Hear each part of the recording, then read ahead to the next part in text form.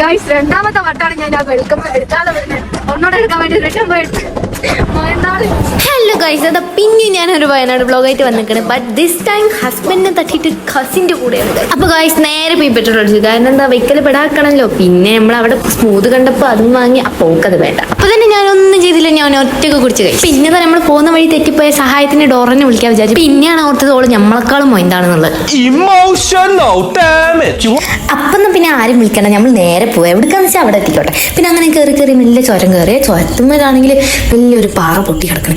ആരും പേടിക്കണം, നമ്മൾ ഡ്രൈവർ പൊള്ളിയാണ്, അതുകൊണ്ട് നിങ്ങൾ ആരും പേടിക്കണ്ട. പക്ഷേ ഗൈസ് പോയി ഇതാ വെൽക്കം എടുക്കാൻ പറഞ്ഞു. അതല്ല ഇമ്പോർട്ടൻറ്റ്, അതിൻ്റെ വ്ലോഗ് എടുക്കുന്നേ. അപ്പം നമ്മൾ ഒന്നുകൂടെ തിരിച്ചു പോയി ആ വെൽക്കം എടുത്തു ഗൈസ്. അതാണ് നിങ്ങൾ ആ ഫസ്റ്റിൽ കണ്ടത്. പ്രോ റൈഡർ ഇപ്പോൾ വണ്ടി ഓടിക്കാൻ പോവാണ്.